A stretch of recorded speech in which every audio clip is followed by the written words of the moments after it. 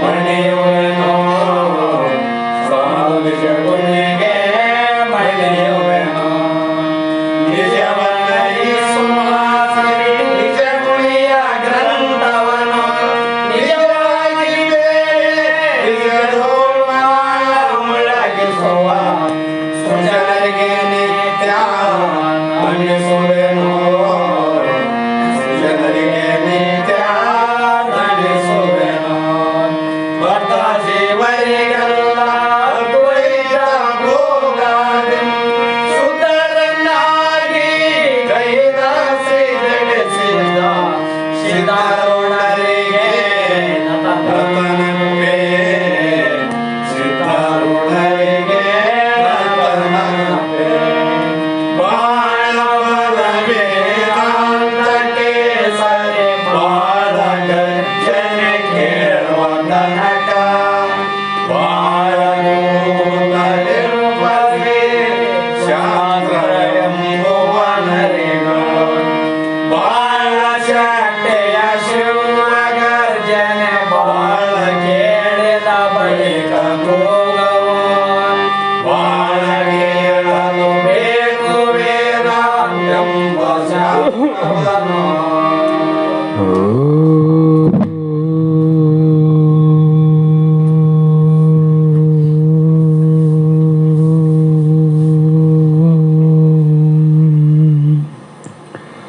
ಧ್ಯಾನಮೂಲೋ ಗುರುರ್ಮೂರ್ತಿ ಪೂಜಮೂಲೋ ಗುರುಪಾದಂ ಮಂತ್ರಮೂಲೋ ಗುರುರ್ವಾಕ್ಯಂ ಮುಕ್ತಿಮೂಲೋ ಗುರುಕೃಪಃ ಜಗದಾದಿ ಜಗದ್ಗುರು ಅದ್ವೈತ ಸಾರ್ವಭೌಮ ಸದ್ಗುರು ಸಿದ್ಧಾರೂಢ ಮಹಾಸ್ವಾಮಿಗಳ ಶ್ರೀಪಾದ ಪದ್ಮಗಳಿಗೂ ಆರೂಢ ಜ್ಯೋತಿ ಸದ್ಗುರು ಶಿವಪುತ್ರ ಮಹಾಸ್ವಾಮಿಗಳ ಶ್ರೀಪಾದಗಳಿಗೂ ಶ್ರೋತ್ರಿಯ ಬ್ರಹ್ಮನಿಷ್ಠರು ಬ್ರಹ್ಮಲೀನರು ನಿರಂತರ ಜ್ಞಾನದಾಸೋಹಿಗಳಾದ ಸದ್ಗುರು ಬಸವಾನಂದ ಮಹಾಸ್ವಾಮಿಗಳ ಶ್ರೀ ಚರಣ ಕಮಲಗಳಿಗೂ ಅನಂತ ಅನಂತ ದೀರ್ಘದಂಡ ಪ್ರಣಾಮಗಳನ್ನು ಸಮರ್ಪಿಸುತ್ತ ಸದ್ಗುರು ಸಿದ್ಧಲಿಂಗಪ್ಪ ತಾತ ಕಪಗಲ್ ಇವರನ್ನು ಮನದೋಳು ಧ್ಯಾನಿಸುತ್ತ ತಮ್ಮೆಲ್ಲರಿಗೂ ವಂದಿಸುತ್ತ ಈ ದಿನ ಅಡ್ಜಸ್ಟ್ ಆಗಲಿಲ್ಲ. ನೀವು ಒಂದೇ ತಿಳಿ ನೋಡು, ಸ್ವಲ್ಪ ಎರಡು ನೋಡಬೇಕು. ಇನ್ನೊಂದು ನೋಡು. Hello hello hello hello hello ಬಿಡು. ಈ ದಿನ ಶ್ರೀಮದ್ ಭಗವದ್ಗೀತೆ ಎನ್ನುವ ಗ್ರಂಥದ 17ನೆಯ ಅಧ್ಯಾಯದ 5 ಮತ್ತು 6ನೆಯ ಶ್ಲೋಕ ಇಂದಿನ ಆಧಾರದ ವಿಷಯವನ್ನಾಗಿಟ್ಟುಕೊಂಡು ನಿನ್ನೆ ದಿನ ಸತ್ವಗುಣ ಮತ್ತು ರಜೋಗುಣ ಎರಡು ಗುಣಗಳ ಬಗ್ಗೆ ವಿಸ್ತಾರವಾಗಿ ಹೇಳಿ ಈ ಒಂದು ತಾಮಸ ಗುಣ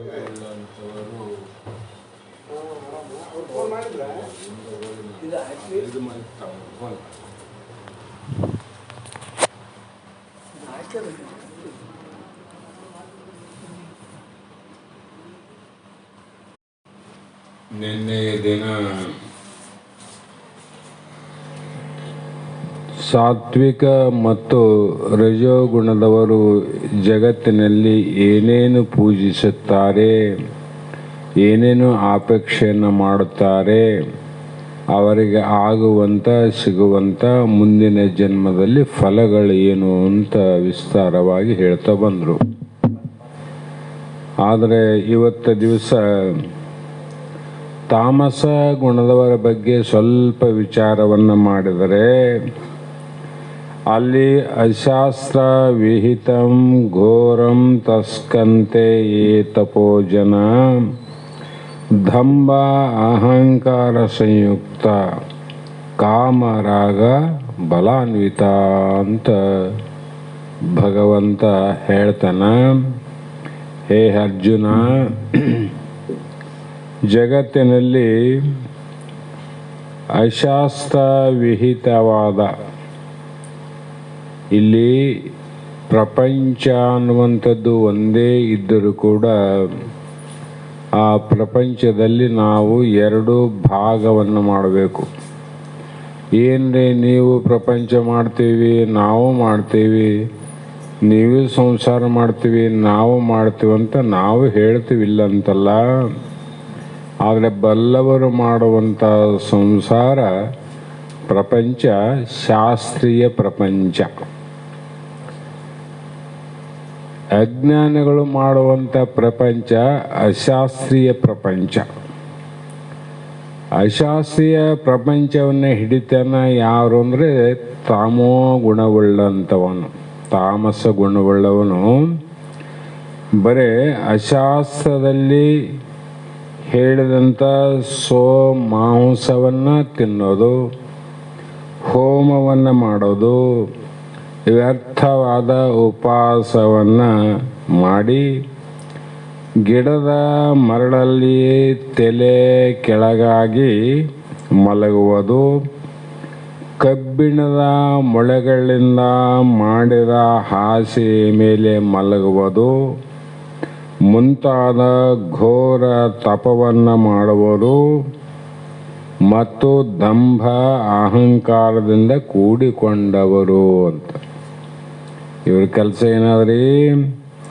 ಮಾಂಸವನ್ನು, ಹೋಮವನ್ನು, ಅನಂತ ಬಲಿ ಪ್ರಾಣಿಗಳನ್ನು ಕೊಟ್ಟು ಗಿಡದ ಕೆಳಗೆ ತಲೆ ಕೆಳಗೆ ಮಾಡಿ ಕಾಲ ಮೇಲೆ ಮಾಡಿ ನಿದ್ರೆ ಮಾಡುವುದು, ಕಬ್ಬಿಣದ ಮೊಳೆಗಳಿಂದ ಮಾಡಿದ ಮಂಚದ ಮೇಲೆ ಮಲಗುವರು.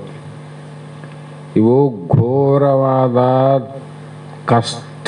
ಘೋರ ಅಂದರೆ ಅಷ್ಟು ಕಷ್ಟದ ಕೆಲಸ ಅಂತೀವು ಮಾಡಿ ಕಾಮ ರಾಗಬಲದಿಂದ ಕೂಡಿ ಇವರಲ್ಲಿ ಏನದ, ಏನಾದರೂ ಪಡೀಬೇಕು, ಭೋಗವನ್ನು ಅನುಭವಿಸಬೇಕು ಅಂತ ಆಶೆಯಿಂದ ಕೂಡಿಕೊಂಡು ಅಹಂಕಾರದಿಂದ ಕಾಮರಾಗ ಬಲವಾಗಿ ಶರೀರದಲ್ಲಿರುವ ಭೂತ ಸಮೂಹವನ್ನು ಕೃಷಿಪಡಿಸುವರು. ಅದೊಂದು ಏನಾಗ್ತದೆ ಅಂದರೆ ಶರೀರದಲ್ಲಿ ಭಗವಂತ ಕೊಟ್ಟಂಥ ಶಕ್ತಿ ಕೂಡ ಕ್ಷೀಣ ಆಗ್ತದೆ. ಉಪವಾಸ ಮಾಡಿದ್ರೆ ಶಕ್ತಿ ಕಡಿಮೆ ಆಗ್ತದೆ, ಹೆಚ್ಚಾಗ್ತದೆ, ಕಡಿಮೆ ಆಗ್ತದೆ. ಆದರೂ ಕೂಡ ಇವರಿಗೆ ಶರೀರದಲ್ಲೇ ಇರುವ ಆತ್ಮ ರೂಪದಲ್ಲಿರುವ ಪರಮೇಶ್ವರನು ಅಂದರೆ ನನ್ನನ್ನು ಸಹ ಒಣಗಿಸಲ್ಪಡುವ ಪ್ರಯತ್ನ ಮಾಡ್ತಾರಂತೆ. ಒಣಗಿದಂಗಲ್ಲ, ನಿನ್ನ ದೇಹವನ್ನೇ ನೀವು ಒಣಗಿಸೋದಂದಮೇಲೆ ಬೇರೆಯವ್ರನ್ನ ಒಣಗಿಸೋದು ಏನು ದೊಡ್ಡಾಗೋದಂತ. ಹಾಗಾಗಿ ವಿವೇಕ ಇಲ್ಲದ ಇಂಥವರು, ಇವರಿಗೆ ವಿವೇಕನೇ ಇಲ್ಲ ಅಂತ. ನಾನು ಯಾರು ಅನ್ನುವ ವಿವೇಕ ಇಲ್ಲದೆ ಅವಿವೇಕದಿಂದ ಅನಂತ ಕಾರ್ಯಗಳನ್ನು ಮಾಡಿ ಅದರ ಫಲದಿಂದ ಇವರು ರಾಕ್ಷಸ ಗುಣದಲ್ಲಿ ನಿಶ್ಚಯವಾಗಿ ಇರುವರು ಅಂತ ತಿಳ್ಕೊ. ಅಂಥವನ್ನು ಕರ್ಕೊಂಬಂದು ನೀ ಆತ್ಮಬೋಧ ಮಾಡಿ ಉಪದೇಶ ಮಾಡಿ ನೀನು ಮುಕ್ತನನ್ನಾಗಿ ಮಾಡ್ತೀವಂತ ಕೆಲವು ಗುರುಗಳು ಹೊಂಟಾರ, ಶಿಷ್ಯರನ್ನು ಹೊಂಟಾರ. ಮತ್ತು ಆ ಗುರುಗಳಿಗೆ ಇದು ವಿಚಾರ ಇಲ್ಲಂದರೆ ಶಿಷ್ಯರಿಗೆ ಎಲ್ಲಿದು ಬರಬೇಕು ವಿಚಾರ? ಅದಕ್ಕೆ ಹೇಳಿದ್ರ ಮಹಾತ್ಮರು, ಬಳ್ಳಿ ಗುರುಡರು ಸೇರಿ ಹಳ್ಳವನು ಬಿದ್ದಂತೆ ಒಳ್ಳೆ ಗುರುವಿನ ಉಪದೇಶ ಇಲ್ಲದಿರೆ ಎಲ್ಲಿಹೆದು ಮುಕ್ತಿ. ಪ್ರಥಮದಲ್ಲಿ ಶಾಸ್ತ್ರಜ್ಞಾನ ಇದ್ದವರು ತಿಳ್ಕೋಬೇಕು, ಇಲ್ರಪ್ಪ ಶರಣಾರ್ಥಿ ಶರಣಾರ್ಥಿ, ನಾವು ಗುರುಪುತ್ರರು ನೀವು ಗುರುಪುತ್ರರು, ಇದು ಸತ್ಯವಾದ ಮಾತು, ಇಲ್ಲಂತಲ್ಲ. ಆದರೆ ನಿಮ್ಮ ಗುರುಗಳು ಯಾರು, ಅವರ ಸಿದ್ಧಾಂತ ಯಾವುದು, ಅವರ ವೇದಾಂತ ಯಾವುದು, ಅವರ ಬೋಧೆ ಯಾವುದು ಅಂತ ಕೇಳಿದಾಗ ಇಬ್ಬರದು ಗೊತ್ತಾಗ್ತದೆ. ನೇರವಾಗಿ ಇವನು ಕೇಳಿದ್ರೆ ಸಿಟ್ಟು ಬರ್ತದೆ ಶಿಷ್ಯಾಗ, ನಮ್ಮ ಗುರುಗಳನ್ನು ಅಪಮಾನ ಮಾಡಕತ್ತಾರಂತ ಸಿಟ್ಟು ಬರ್ಬೋದು. ಸುಮ್ಮನೆ ಕೇಳದಪ್ಪ, ಅವ್ರು ಏನು ಹೇಳ್ತಾರ, ಯಾವ ಸಿದ್ಧಾಂತ ಹೇಳ್ತಾರ, ಏನಿಲ್ರಪ್ಪ ನೀವು ಏನಾದರೂ ಮಾಡ್ರಿ, ಎಂತಾದ್ರೂ ಮಾಡ್ರಿ, ನಾವು ಯಾವಾಗ ಮಾಡುವಾಗ ಬಂದಾಗ ಇಷ್ಟು ಪಾದ ಪೂಜೆಯನ್ನು ಮಾಡಿ ಕಾಣಿಕೆಯನ್ನು ಕೊಡ್ರಿ, ನೀವು ಮುಕ್ತರ ಆಗ್ತೀರಿ ಅಂತ ಯಾರು ಹೇಳ್ತಾರಂದ್ರೆ ಅವರಿಗೆ ಏನಂದ್ರು, ಶಾಸ್ತ್ರ ಹೇಳ್ತದ ಪರಮಾನುಭವದಲ್ಲಿ ಅವನು ಯಮಕಿಂಕರ ಅಂದರು. ಯಾರು ಹೇಳ್ತಾರೆ ಮಾತು? ಶಾಸ್ತ್ರ ಹೇಳ್ತದ. ಬೃಹದಾರಣ್ಯಕ ಉಪನಿಷತ್ತಿನಲ್ಲಿ ಯಾಜ್ಞವಲ್ಕ ಮಹರ್ಷಿಗಳು ಉಪನಿಷತ್ತಿನ ವಾಕ್ಯವನ್ನು ಮೈತ್ರಾದೇವಿಗೆ ತಿಳಿಸ್ತಾರೆ. ಯಾಕಂದರೆ ಪರಿಕೀಸಲರಿಯದ ಅವರಿಗೆ ವಿಚಾರ ಮಾಡಿ ಆತ್ಮ ಯಾರು, ಪರಮಾತ್ಮ ಯಾರು, ಅನಾತ್ಮ ಯಾವುದು, ಆತ್ಮ ಯಾವುದು, ಸತ್ಯ ಯಾವುದು, ಮಿಥ್ಯ ಯಾವುದು, ಈ ಜಗತ್ತಿನಲ್ಲಿ ಇರುವಂಥದ್ದು ಯಾವುದು, ಇರಲಾರ್ದ ವಸ್ತು ಯಾವುದು, ಅದರಲ್ಲಿ ನೀನು ಯಾರು, ನೀನು ಎಲ್ಲಿಂದ ಬಂದು, ಯಾತಕ್ಕಾಗಿ ಬಂದು, ಯಾವ ಉದ್ದೇಶಕ್ಕಾಗಿ ಇಲ್ಲಿ ನೀ ಬದುಕಿದ್ದಿ, ಯಾವುದಕ್ಕೋಸ್ಕರವಾಗಿ ಇಷ್ಟು ವರ್ಷ ನೀನು ಕಾರ್ಯವನ್ನು ಮಾಡ್ತಿದ್ದಿ ಅಂತ ವಿಚಾರ ಮಾಡಲರಿಯದೆ, ಪರಿಕೀಸಲರಿಯದೆ ವರ ನಿರ್ಗುಣ ಆತ್ಮನ. ಆತ್ಮ ಹೇಗಾನಂದರೆ ಗುಣರಹಿತನಾಗಿರ್ತಕ್ಕಂಥ ಆತ್ಮ, ನಿರ್ಗುಣ. ಗುಣ ಎಲ್ಲಿ ಇರ್ತವ್ರಿ ಅಂದರೆ ಯಾವ ಒಂದು ಭೌತಿಕವಾದ ವಸ್ತು ಅದ ಅದಕ್ಕೆ ಗುಣಗಳಿರ್ತಾವ. ಈ ಮೈಕಿಗೆ ಒಂದು ಗುಣ ಅದ, ಆ ಸ್ಪೀಕರಿಗೆ ಒಂದು ಗುಣ ಅದ, ಈ ಗ್ರಂಥಕ್ಕೆ ಒಂದು ಗುಣ ಆಕಾರ ಅದ, ಈ ಮಠಕ್ಕೆ ಒಂದು ಗುಣ ಆಕಾರ ಅದ, ಮನೆಗೊಂದು ಗುಣ ಆಕಾರ ಅದ, ಬಟ್ಟೆ ನೋಡ್ರಿ ಇದಕ್ಕೊಂದು ಗುಣ ಅದ, ಪ್ರತಿಯೊಂದಕ್ಕೊಂದು ಗುಣ ಅದಿಲ್ಲ. ಆದರೆ ನಿರ್ಗುಣನಾದ ಆತ್ಮನಲ್ಲಿ ಗುಣ ಹೆಂಗೆ ಹೇಳ್ತಾರಂತ ಅದನ್ನು ತಿಳಿಯದೆ ನಿನಗೆ ಬೋಧ ಮಾಡ್ತಾನಲ್ಲ ಆತ ಯಾರು ಅಂತ ತಿಳ್ಕೊಂಡಿದ್ದಿ, ನಿನ್ನ ಪಾಪವನ್ನು ಇನ್ನೂ ಹೆಚ್ಚು ಮಾಡಿ ಮತ್ತೆ ಮತ್ತೆ ನರಕ ಲೋಕಕ್ಕೆ ಹೋಗುವಂಥ ಉಪದೇಶ ಮಾಡುವವನೇ ನಿನಗೆ ಗುರುವಾಗಿ ಬಂದನಂತ ತಿಳ್ಕೊ, ವಿನಃ ಮೋಕ್ಷದ ಗುರುಗಳಲ್ಲ. ಅವರೇ ಶಿಷ್ಯರಿಗೆ ಉಪದೇಶ ಮಾಡಿ, ನಾನು ಪ್ರತ್ಯಕ್ಷ ನೋಡೀನಿ, ಹೆಸರು ಹೇಳಂಗಿಲ್ಲ, ಸಮಯವನ್ನು ಹೇಳ್ತೀನಿ. ಒಂದು ಸಲ ಉಪದೇಶ ಕಾರ್ಯ ನಡೆದಿತ್ತು, ನಾವು ಕೂಡ ಅಲ್ಲೇ ಇದ್ದೀವಿ. ಇಲ್ರಪ್ಪ ನೀವು ಇಲ್ಲೇ ಇರಬೇಕಂದ್ರು. ಅಸಹಜ ಅಂತ ನಮಗೂ ಕುತೂಹಲ ಇತ್ತು, ನೋಡೋದಕ್ಕೇನದು. ಆಯ್ತು, ಉಪದೇಶ ಕಾರ್ಯಕ್ರಮ ಮಂತ್ರ ಉಪದೇಶ ಮಾಡೋದಕ್ಕಿಂತ ಮುಂಚೆ ಅವರು ಸಾರಾಯಿ ಬಾಟಲಿನ ತರಿಸಿ ಅದಕ್ಕೆ ಪೂಜೆಯನ್ನು ಮಾಡಿ ಅದರಗಳದು ಒಂದು ತಾವು ಗ್ಲಾಸಲ್ಲಿ ಹಾಕಿ ಗುರುಗಳು ಸ್ವಲ್ಪ ಕುಡಿದು ಯಾರು ಉಪದೇಶ ತಗೊಂತಾರ ಮೊದಲು ಅವ್ರಿಗೆ ಕುಡಿಸ್ತಾರೆ. ವಿಚಾರ ಮಾಡಿದ್ರೆ ಜಗತ್ತಿನಲ್ಲಿ ಎಂತೆಂಥ ಗುರುಗಳಾರ, ಎಂತೆಂಥ ಶಿಷ್ಯರಾರ. ಆವಾಗ ಅವರಿಗೆ ಮಂತ್ರೋಪದೇಶ ಮಾಡಿ ಆಯ್ತು ನೀ ನಡಿ. ಗುರುಗಳು ಯಾವಾಗನೇ ಬರಲಿ, ಖಾಲಿ ಕೈಲಿ ಬರಬಾರ್ದು. ಬರುವಾಗ ಇದನ್ನು ತಗೊಂಡೇ ಬರಬೇಕು. ನಿಮ್ಮ ಮನೆಗೆ ಬಂದರೆ ಇದು ಪೂಜಕ್ಕೆ ಇವನು ಮೊದಲೇ ಇಡಬೇಕು. ಯಾವಾಗ ಇದು ಮೊದಲಾಯ್ತಿಲ್ಲ ಅದ್ರ ಹಿಂದಾವಲ್ಲ, ಅದ್ರ ಹಿಂದಿದ್ದು ಕೋಳಿ ಕುರಿ ಎಲ್ಲವೂ ನೈವೇದ್ಯವಾಗಿರಬೇಕು. ಇಂಥ ಗುರುಗಳು ಸಹ ಉಪದೇಶವನ್ನು ಮಾಡಿದ್ದು, ಉಪದೇಶವನ್ನು ತಗೊಂಡವ್ರು ಇನ್ನೂ ಬದುಕ್ಯಾರ. ನಾವು ಪ್ರತ್ಯಕ್ಷ ನೋಡಿವಿ, ನೀವು ನೋಡದೇ ಇದ್ರೂ ಕೇಳಿರಬಹುದು. ಇದಕ್ಕೆ ಬಳ್ಳಿ ಗುರುಡು ಯಮಕಿಂಕರಂತಿರೋ ಗುರುಗಳಂತಿರೋ ಯಮಕಿಂಕರರು. ಹಾಗಾಗಿ ಋಗ್ವಾದಿ ವೇದಗಳೇ ಶಾಸ್ತ್ರಗಳು. ಶಾಸ್ತ್ರ ಅಂದ್ರೆ ಬಹಳ ಶಾಸ್ತ್ರಗಳು. ಸ್ವಲ್ಪ ಸೌಂಡ್ ಬಿಡು, ಅದು ದೊಡ್ಡದು ಸುಮ್ಮಂಗ. ಶಾಸ್ತ್ರಗಳು ಬಹು ವಿಧವಾದ ಶಾಸ್ತ್ರಗಳವ ಜಗತ್ತಿನಲ್ಲಿ. 14 ಮಂದಿಯ ಶಾಸ್ತ್ರಗಳು ಅವ. ಆ ಎಲ್ಲ ಶಾಸ್ತ್ರಗಳು ಅಲ್ಲ. ಮೊದಲು ಅದು ತಿಳ್ಕೋಬೇಕು. ಶಾಸ್ತ್ರ ಅಂದರೆ ಶಾಸ್ತ್ರ ಅಂತ ಯಾವ್ದು ಕರಿಬೇಕಂತ, ಶಾಸ್ತ್ರ ಅಂದ್ರೆ ಏನು ಅಂತ ತಿಳ್ಕೋಬೇಕು. ಭಗವಂತ ನುಡಿದಂಥ ಲೋಕ ಕಲ್ಯಾಣದ ಶ್ಲೋಕ, ಲೋಕ ಕಲ್ಯಾಣದ ವಾಕ್ಯಗಳೇ ಅವು ಶಾಸ್ತ್ರಗಳು. ಅವೆಷ್ಟು ಪ್ರಕಾರ ಅಂದರೆ ಋಗ್ವೇದ, ಯಜುರ್ವೇದ, ಸಾಮವೇದ, ಇನ್ನೊಂದು ಯಾವುದು ಅಥರ್ವವೇದ. ಈ 4 ವೇದಗಳೇ ಶಾಸ್ತ್ರಗಳು ಅಂತ ತಿಳ್ಕೋಬೇಕು. ಆದ್ದರಿಂದ ಇನ್ನೂ ಅನೇಕ ಶಾಸ್ತ್ರಗಳು ಹುಟ್ಟ್ಯವ, ಇಲ್ಲಂತಲ್ಲ, ಅವು ಶಾಸ್ತ್ರಗಳೇ.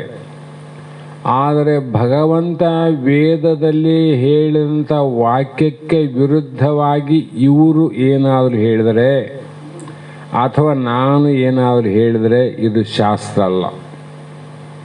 ಇದೇನಾಗ್ತದ? ಸ್ವಾರ್ಥ ಆಗ್ತದೆ. ಶಾಸ್ತ್ರ ಆಗಲಿಲ್ಲ ಅಂದರೆ ಸ್ವಾರ್ಥ ಆಗ್ತದೆ. ಸ್ವಾರ್ಥ ಯಾಕೆ ಬಂತು ಅಂದರೆ ಅದು ತನ್ನ ಉದರ ಪೋಷಣಕ್ಕಾಗಿ, ತನ್ನ ಲಾಭಕ್ಕಾಗಿ ಅವರು ಅದರ ಸೇರಿಸದಂತೆ ವಿಚಾರ ಮಾಡಿ ನಾವೇನು ತಿಳ್ಕೋಬೇಕು ಅಂದರೆ ವೇದ ಪ್ರಮಾಣ ಇಲ್ಲದ ಶಾಸ್ತ್ರಗಳು ಶಾಸ್ತ್ರಗಳೇ ಅಲ್ಲ. ಅದಕ್ಕಾಗಿ ನಿಜಗುಣರಾಗಲಿ, ಬೇರೆ ಬೇರೆ ಸರ್ಪಭೂಷಣರಾಗಲಿ ಅಲ್ಲಲ್ಲಿ ವೇದ ಪ್ರಮಾಣ ಯಾಕೆ ಕೊಡ್ತಾರ ಅದನ್ನು ತಿಳ್ಕೊಬೇಕಾಗಿದೆ ನಾವು. ಸುಡುಗಾಟಿಗೆ ಬರೋದಿಲ್ಲ ಅವರು ಶಾಸ್ತ್ರ ಪ್ರಮಾಣ. ಅಂದರೆ ಇದು ನಾನು ಹೇಳುವ ಮಾತು ವೇದದ ಪ್ರಮಾಣದಿಂದನೇ ಕೂಡಿದ್ದು ವಿನಃ ಪರಮಾತ್ಮನ ಮಾತುಗಳಿಗೆ ವಿರುದ್ಧವಾದ ಮಾತು ಅಲ್ಲ. ಅದಕ್ಕಾಗಿ ಇದನ್ನು ನಂಬು ಅಂದ್ರವರು. ನಾವು ತಿಳ್ಕೊಬೇಕಿಲ್ಲ. ಹಾಗೆ ಈಗಿನ ಕಾಲದಲ್ಲಿ, ಆಗಿನ ಕಾಲದಲ್ಲಿ ಮಾತು, ಈಗಿನ ಕಾಲದಲ್ಲಿ ಪಠನ ಪಾಠನ ಮಾಡುವುದರಲ್ಲಿ ಪ್ರಸಿದ್ಧವೇ ಆಗಿವೆ. ಈಗಿನ ಕಾಲದಲ್ಲಿ ಪಠನ ಮಾಡೋದು, ಕಂಠಪಾಠ ಮಾಡೋದು, ಶ್ಲೋಕ ಶಾಸ್ತ್ರ ಸಂಗೀತಬದ್ಧವಾಗಿ ಹಾಡೋದು, ಮತ್ತು ಅದನ್ನೇ ಇನ್ನೊಬ್ಬರಿಗೆ ಗಿಳಿ ಮಾಡಿದಂತೆ ಪಾಠ ಮಾಡೋದು ಇದಕ್ಕೆ ಬಹಳ ಪ್ರಸಿದ್ಧಿ ಆಗ್ಯಾವ. ಅದು ಪ್ರಸಿದ್ಧಿ ಆಗ್ಯಾವ ಅನ್ನೋದಕ್ಕೆ ಇದು ಪ್ರತ್ಯಕ್ಷ ಪ್ರಮಾಣದ ಕಲಿಯುಗದಲ್ಲಿ ಪ್ರತ್ಯಕ್ಷ ಪ್ರಮಾಣ. ನೀವೇ ನೋಡಿರಿ, 25 ವರ್ಷದ ಹಿಂದೆ ನಾವು ಚಿಕ್ಕಂದಿನಿಂದ ಬಾಲಕರು ಇರುವಾಗ ಸಚ್ಚಿದಾನಂದ ಮಹಾಶಿವಯೋಗಿ ಅಂತ ಇಂಚಿಗೇರಿ ಸಂಪ್ರದಾಯದವರು ಗುರುಗಳವರು. ಮೊದಲು ಪ್ರಸಿದ್ಧಿಯಾದಂಥ ಅದು ಗುರುಪೀಠ. ಬಾಬಾ ಸಾಹೇಬ್ ಮಹಾರಾಜರನ್ನು ತಿಳ್ಕೊಂಡು ಪರಂಪರೆ ಇವತ್ತಿಗಾದ, ಅದು ಬಹಳ ಪ್ರಸಿದ್ಧ. ಆಮೇಲೆ ಗದಗಿನ ಶಿವಾನಂದರ ಮತ್ತು ಸಿದ್ಧಾರೂಢರು ಕೂಡ ಇತ್ತು. ನಮ್ಮ ಭಾಗದಲ್ಲಿ ಇದ್ದಿಲ್ಲ, ಅದು ಗೊತ್ತೇ ಇದ್ದಿಲ್ಲ. ಯಾವಾಗ ಬಸವಾನಂದ ಮಹಾಸ್ವಾಮಿಗಳು ಸಿದ್ಧಲಿಂಗಪ್ಪ ತಾತನವರು ಬಂದ ಮೇಲೆ ಶುರು ಇತ್ತು ನೋಡ್ರಿ ಇದು. ಆಗಿ ಎಲ್ಲನ ನೋಡ್ರಿ, ಈಗ ನಿಜಗುಣರ ವಾಕ್ಯಗಳನ್ನು, ಸರ್ಪಭೂಷಣರ ವಾಕ್ಯಗಳನ್ನು, ಶಾಸ್ತ್ರದ ವಾಕ್ಯಗಳನ್ನು ಅಲ್ಲಲ್ಲಿ ಮಾತಾಡ್ಲಿಕ್ಕೆ ಪ್ರಾರಂಭ ಮಾಡ್ಯಾರ. ಪಠನನೂ ಮಾಡ್ತಾರೆ, ಪ್ರವಚನ ಮಾಡ್ತಾರೆ. ಆದರೆ ಹಿಂದೆ ಯಾಕೆ ಮಾಡಲಿಲ್ಲ ಅಂತ ಗೊತ್ತಿಲ್ಲ ಅಂತ ಅರ್ಥ ಅಲ್ಲ. ಹೀಗೆ ಜಗತ್ತಿನಲ್ಲಿ ಪ್ರಸಿದ್ಧಾಗಿ ವೇದ ಭಾಗವು ಈಗ ಎಲ್ಲೆಲ್ಲಿಯೂ ನಡೀತದ. ಎಲ್ಲೆಲ್ಲ ನೋಡ್ರಿ ಈ ಮಾತುಗಳು ನಡೀತೇವ. ಆ ಭಾಗವು ಸ್ಮೃತಿ ಮೊದಲಾದವುಗಳಲ್ಲಿ ಹೇಳಿರುವ ಅರ್ಥದ ರೂಪವಾದ ಶಾಸ್ತ್ರವು ಈ ಎರಡೂ ವಿಧಾನ ಮಾಡದೇ ಇರುವ ತಪವು ಅಶಾಸ್ತ್ರೀಯ ತಪ ಅಂತ. ಶಾಸ್ತ್ರೀಯ ಅಲ್ಲ.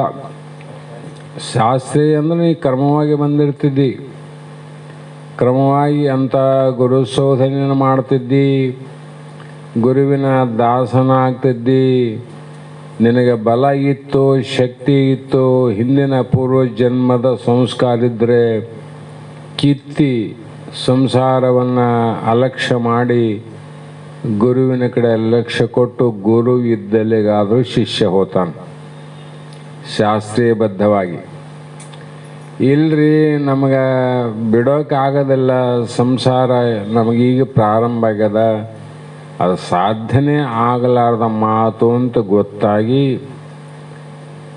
ಹೀಗಾದರೆ ಎಂಬ ಗತಿಯನ್ನು ಹೇಗೆ ಸಾಧನೆ ಮಾಡುವುದು ಅಂತ ಅವನು ವಿಚಾರವಂತನಾಗಿ ಕಳಕಳಿಯಿಂದ ಅಂತಹ ಗುರುಗಳನ್ನು ಇದ್ದಲ್ಲಿಗೆ ತಾನು ಹೋಗೋದು ಆಗದೇ ಇದ್ದಂಥ ಪ್ರಸಂಗದಲ್ಲಿ ತಾನು ಇದ್ದಲ್ಲಿಗಾದರೂ ಗುರುವಿನ ಕರೆದುಕೊಂಡು ಬಂದು ಗುರು ಸೇವೆಗಳನ್ನ ಮಾಡಿ ಆ ಒಂದು ತನ್ನ ಸ್ವರೂಪ ಸಾಕ್ಷಾತ್ಕಾರ ಮಾಡಿಕೊಳ್ಳುತ್ತಾನೆ. ಇದು ಶಾಸ್ತ್ರೀಯ ಪ್ರಪಂಚ. ಹೀಗಾಗಿ ವಿರೋಧಿಗಳಾದ ಅನಂತ ಬೌದ್ಧವಾದಿಗಳ ಶಾಸ್ತ್ರದಿಂದ ಅನೇಕ ಅಶಾಸ್ತ್ರ ವಿಹಿತ ತಪಸ್ಸುಗಳೇ ಬಾಳಾಗಿ ಈ ಅಶಾಸ್ತ್ರ ವಿಹಿತವಾದ ತಪಸ್ಸು ಘೋರವಾಗಿರುವುದು. ಶಾಸ್ತ್ರೀಯ ವಿಹಿತವಾಗಿರ್ತಕ್ಕಂಥ ತಪಸ್ಸು ಬಹಳ ಸರಳ ಆಗ್ಯದ, ಅಶಾಸ್ತ್ರೀಯ ತಪಸ್ಸು ಅನ್ನೋದು ಬಹಳ ಘೋರ ಆಗ್ಯದ.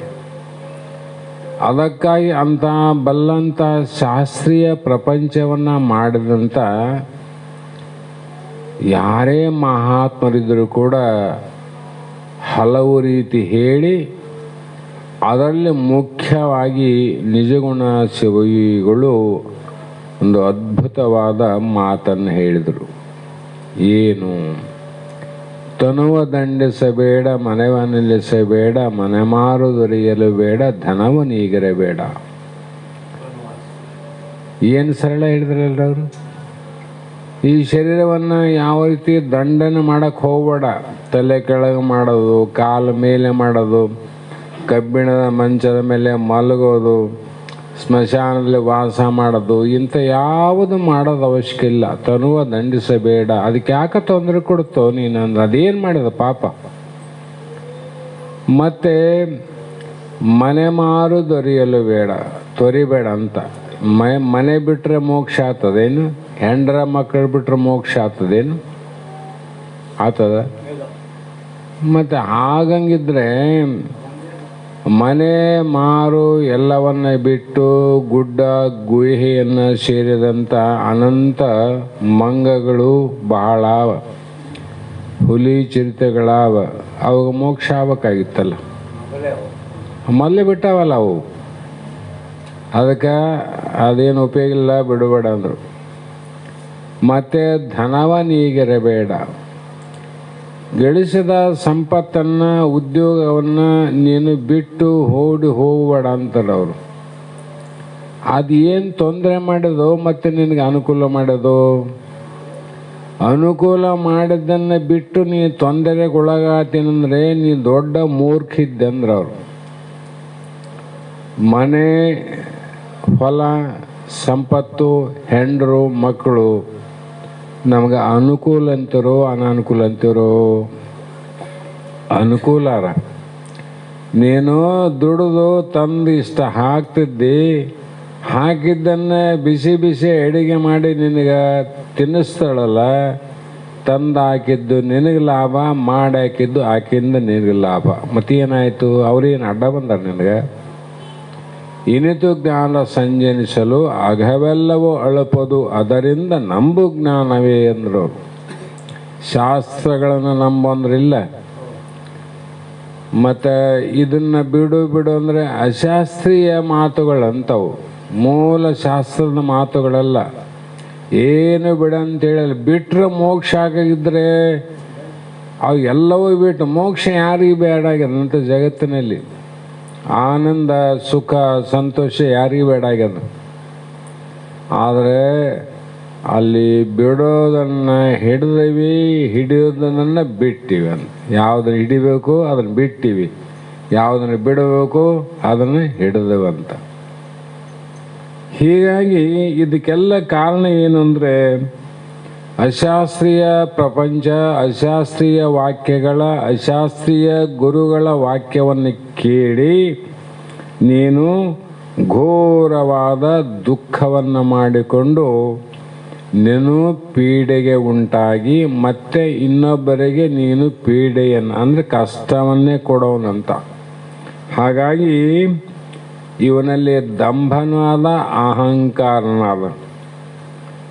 ದಂಭ ಅಂದರೆ ಹಿಂದೆಲ್ಲ ಹೇಳಿವೆ. ಆ ದಂಭ ಅನ್ನುವಂಥ ವಾಕ್ಯಕ್ಕೆ ಏನಿರ್ತವಂದರೆ ಅವನಲ್ಲಿ ಲೋಕದ ಜನರು, ನಮ್ಮಲ್ಲಿ ಊರಲ್ಲಿ ಕೇರಿಯಲ್ಲಿ ಲೋಕದ ಜನರು ನನ್ನನ್ನು ಧರ್ಮಾತ್ಮನೆಂದಲ್ಲಿ ನನಗೇನಬೇಕು, ಎಂಥ ಪುಣ್ಯಾತ್ಮ, ಎಂಥ ಧರ್ಮಿಷ್ಠ, ಎಂಥ ನೀತಿವ ಅಂತ ಅನ್ನಬೇಕು ಅಂತ ಇವನಲ್ಲಿರ್ತದೆ.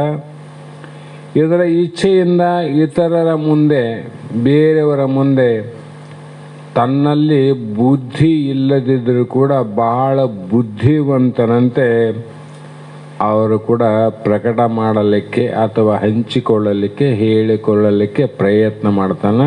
ಇವನು ದಂಭಾಚಾರಿ ಅಂತ. ಅಹಂಕಾರ ಎಂದ್ರೇನು? ಎಲ್ಲದರಲ್ಲಿ ನಾನೇ ಶ್ರೇಷ್ಠ ಎಂಬ ದುರಭಿಮಾನ ಅಹಂಕಾರ. ನಮ್ಮ ಸಿದ್ಧಲಿಂಗತಾತ್ನವರು ಒಂದು ಮಾತು ಹೇಳ್ತಿದ್ರು. ಇಷ್ಟೆಲ್ಲ ಆತ್ಮಜ್ಞಾನಿಗಳಾಗಿ ಅನುಭಾವಿಗಳಾಗಿ ಅವರ ಸ್ಥಿತಿ ಹೇಗಿತ್ತು ಅಂದರೆ, ಸುಮಾರು 2 ವರ್ಷ ಇಲ್ಲಿ ಇದ್ದರೆ ಬಸ್ ಸ್ಟ್ಯಾಂಡ್ ಕಡೆ ಮೂತ್ರ ಕಷ್ಟ ಹೋಗ್ತಿದ್ರೆ ವಿನ ಅದನ್ನು ಬಿಟ್ಟರೆ ಈ ಮಂಚದಲ್ಲೇ ಇರೋರು. ಮತ್ತು ಶಾಸ್ತ್ರ ಟೈಮಿಗೆ ಒಳಗೆ ಬರೋರು, ಅದು ಮುಗಿದ ಮೇಲೆ ಹೊರಗೆ ಕೊಡೋರು. ಮೂತ್ರಕ್ಕೆ ಮಾತ್ರ ಯಾವಾಗೋ ಒಂದು ಸಲ ಅಲ್ಲಿ ಹೋಗಿ ಮತ್ತೆ ಇಲ್ಲಿಗೆ ಬರೋರು ಅವರು. ಅಂದರೆ ಅವರ ವೃತ್ತಿ ಅಚಲವಾಗಿತ್ತಂತ. ಅಂಥ ಆತ್ಮಜ್ಞಾನಿಗಳು ಕೂಡ ಹೇಳ್ತಿದ್ರು, ತಮ್ಮ ನಾವ್ಯಾ ಗಿಡದ ತಪ್ಪಲ, ನಮ್ಮ ಗುರುಗಳು ಬಸವಾನಂದನ ನೋಡ್ಬೇಕಂತಿದ್ರು ಅವರು. ಏನು ಅಭಿಮಾನ ರೀ ಗುರುವಿನ ಅಭಿಮಾನ, ಅವರಲ್ಲಿ ನೋಡ್ಬೇಕು. ನಾವ್ಯಾ ಗಿಡದ ತಪ್ಪಲ ತಮ್ಮ, ಬಸವಾನಂದರ ನಡೆ, ಅವ್ರ ನುಡಿ, ಅವರ ಜ್ಞಾನವನ್ನು ನೋಡ್ಬೇಕು. ನಾವ್ಯಾವ ಲೆಕ್ಕ ಅಂತಿದ್ದ. ನಮಗೆ ಹಂಗಿಲ್ಲ. ಅವರಲ್ಲಿ ಒಂದು ಚೂರು ಇಲ್ಲದಿದ್ರು ಕೂಡ ಅವ್ರ್ಯಾವ ಲೆಕ್ಕ, ನಾನೇ ಲೆಕ್ಕ ಅಂತೀವಿ ನಾವು. ಗುರುಗಳನ್ನು ಯಾಕೆ ನೆನಪು ಮಾಡಬೇಕಂದ್ರೆ ಅಷ್ಟು ಮಹತ್ವದ ಉಪಕಾರ, ಗುರುವಿನ ಉಪಕಾರ ಅಷ್ಟು ಮಹತ್ವದ. ಸುಮ್ಮನೆ ಇಷ್ಟು ಎಲ್ಲೇನ ಬಾಣ ಕೊಟ್ಟವ್ರನ್ನ, ಒಂದು ಶಾಲ್ ಹಾಕಿದವ್ರನ್ನ ಸಾಯತನ ಮರೆಯಂಗಿಲ್ಲ. ನಿನಗೆ ಸಾವೇ ಇಲ್ಲ ಅಂತ ಹೇಳಿದಂಥ ಗುರುವಿನ ಮರಿತಾರೆ ಜನ. ಅಂದರೆ ಎಂಥ ದಂಭಾಚಾರಿಗಳು, ಎಂಥ ಅಹಂಕಾರವಾದಿಗಳು. ಅಪ್ಪಿ ಅವರ ಬಾಯಲ್ಲಿ ಬರೋಂಗಿಲ್ಲ. ತಮಗೆ ಹೇಳಿ ನೋಡಲಾರ್ದವ್ರು ಹೆಸರು ಹೇಳ್ತಾರೆ. ಪ್ರತ್ಯಕ್ಷ ಇರುವಂಥ ಗುರುಗಳನ್ನ ಹೆಸರು ನೆನಪು ಮಾಡೋಕ್ಕಾಗೋದಿಲ್ಲ ಅವ್ರಿಗೆ. ಯಾಕಂದ್ರೆ ದಂಭಾಚಾರ ಇರ್ತದೆ. ಎಲ್ಲಿ ನಮ್ಮದು ಗೌರವ ಕಡೆ ಮಾತಂತ ಅದೇ ವಿಚಾರ ಮತ್ತೇನಿರ್ತದೆ ಅಲ್ಲಿ. ಹಾಗಾಗಿ ಅಹಂಕಾರದಿಂದ ಯಾರು ಚೆನ್ನಾಗಿ ಕೂಡಿಕೊಂಡಿರುವರೋ ಅಂದರೆ ನಿರಾಯುಸದಿಂದ ಈ ಎರಡರಿಂದ ಬಿಡಿಸಿಕೊಳ್ಳಲು ಸಾಮರ್ಥ್ಯ ಇಲ್ಲದವರು ಎಂಬುದು ಚೆನ್ನಾಗಿ ಎಂಬ ಮಾತಿನ ಅರ್ಥ. ಇವರೆಂದು ಈ ದಂಭದಿಂದ ಈ ಅಹಂಕಾರದಿಂದ ಬಿಡಿಸಿಕೊಳ್ಳಲಿಕ್ಕೆ ಅಸಾಧ್ಯ, ಬಿಡಿಸಲಿಕ್ಕೂ ಅಸಾಧ್ಯ ಅಂತ. ಹೀಗಾಗಿ ಅವರಲ್ಲಿ ಕಾಮಬಲನೇ ಹೆಚ್ಚಾಗ್ತದೆ. ಆಸೆ, ಯಾವುದೇ ಒಂದು ರೀತಿಯಿಂದ ಆಸೆ. ಮೊದಲು ಕೇಳುವಾಗ ಒಂದು ಆಸೆ, ಹೇಳಕ್ಕೆ ಹೋದಾಗ ಒಂದು ಆಸೆ, ಹೇಳಿದ ಮೇಲೆ ಮತ್ತೊಂದು ಆಸೆ. ಸಾಮಾನ್ಯ ಜನರಿಂದ ಹೇಳುವವರಿಗೂ ಕೂಡ ಇದು ತಿಳ್ಕೋಬೇಕು. ಕಾಮನಿಗೆ ಏನು ಬೇಕಾಗ್ಯವಂದರೆ, ಕಾಮ ಇತ್ತು ಅಂದರೆ ಕಾಮಕ್ಕೆ ಬೇಕಾದ ವಸ್ತು ಬೇಕು. ಹೋಳಿಗೆ ಮಾಡ್ತೀನಿ ಅಂದರೆ ಹೋಳಿಗೆ ಮಾಡಲಿಕ್ಕೆ ಬೇಳೆ ಬೇಕು ಮತ್ತು ಬೆಲ್ಲ ಹಿಟ್ಟು ಬೇಕು. ಬೇಳೆ ಇಲ್ಲ, ಬೆಲ್ಲ ಇಲ್ಲ, ಹಿಟ್ಟಿಲ್ಲ, ಹೋಳಿಗೆ ಆತವೇನು? ವಸ್ತು ಬೇಕಲ್ಲ. ಇದರಂತೆ ಯಾವುದೇ ಒಂದು ವಸ್ತು ಬೇಕಾದರೆ ಅದಕ್ಕೆ ಸಾಮಾನುಗಳು ಬೇಕು. ಈ ಆಸೆಗೆ ಸಾಮಾನುಗಳು ಏನಪ್ಪ ಅಂದರೆ ಶಬ್ದ, ಸ್ಪರ್ಶ, ರೂಪ, ರಸಗಂಧಗಳೇ ಸಾಮಾನುಗಳು. ಇವಿದೇ ಸಾಮಾನುಗಳು. ಹಾಗಾಗಿ ಅಥವಾ ಶಬ್ದ ಸ್ಪರ್ಶಾದಿ ವಿಷಯಗಳಲ್ಲಿರುವ ಆಪೇಕ್ಷೆ ಕಾಮ. ಆಸೆಯೇನು ಕಾಮ. ಆಸೆಗೆ ಕಾಮ ಅಂದಿದ್ದು ಮೊದಲು.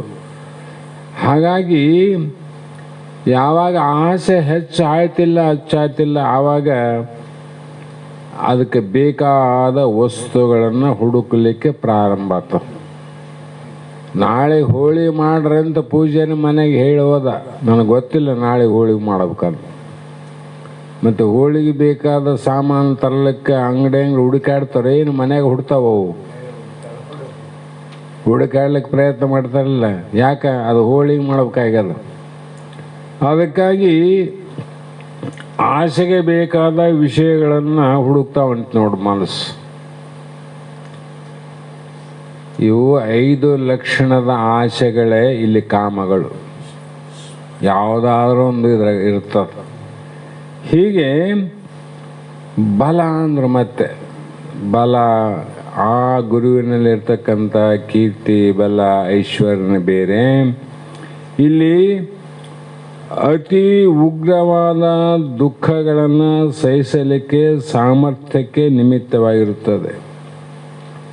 ಇದನ್ನು ಪಡೆಯೋದಕ್ಕೋಸ್ಕರವಾಗಿ ಎಷ್ಟು ನಮಗೆ ದುಃಖ ಕೊಟ್ಟರೂ ಕೂಡ ಅದನ್ನು ಪಡೆದೇ ತೀರಬೇಕು ಅಂತ ಮನಸ್ಸು ಬಲವುಳ್ಳಾಗ್ತದೆ, ಶಕ್ತಿ ಬರ್ತದೆ.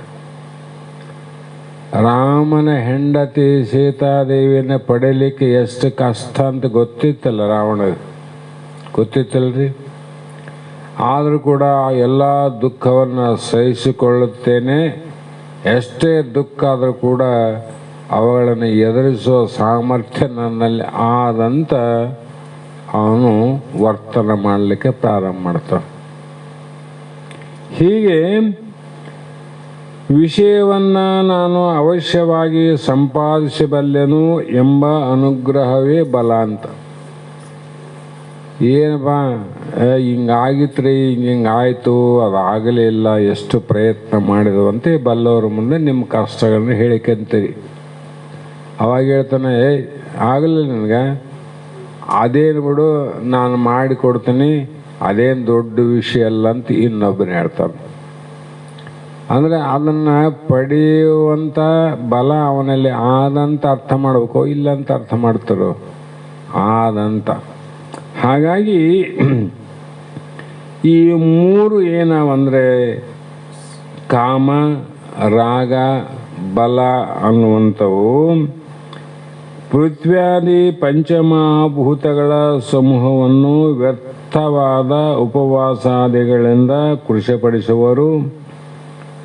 ವ್ಯರ್ಥವಾಗಿ ನಾಶ ಮಾಡಿಕೊಂಡ್ರು ನೋಡ್ರಿ. ಆತ್ಮನ ನಾಶ ಮೊದಲೇ ಮಾಡ್ಕೊಂಡನ, ಶರೀರವನ್ನು ಕೂಡ ನಾಶ ಮಾಡಿಕೊಂಡ್ರೆ ಅರ್ಥ ಏನಂತ. ಈಗ ನಾವು ಆ ಸಲ ಶಾಸ್ತ್ರದಲ್ಲಿ ಹೇಳ್ತೀವಲ್ಲ, ಅದರಲ್ಲಿ ಒಂದು ಏನು ಅದಂದರೆ ಈ ಕುಡಿಯುವುದು ಅಂತ ಅದ. ಅದರಿಂದ ಏನು ಲಾಭ ಅದ? ನೀನು ಅದಕ್ಕೆ ಕೈ ಹಾಕಿದರೆ ಮೊದಲೇದು ಹಣ ವ್ಯರ್ಥ, ಮೊದಲೇದು ದುಡ್ಡು ವ್ಯರ್ಥ ಆಯ್ತು. ಸೇವನೆ ಮಾಡಿದಾಗ ಶರೀರ ಕೆಟ್ಟ ಹೋಯ್ತು. ಮೂರನೇದ್ದೇನಾದಂದರೆ ನಿನ್ನ ಮರ್ಯಾದೆ ಹಾಳಾಗೋಯ್ತು. ಇವು ಮೂರಾವೆಲ್ಲ ದೋಷ.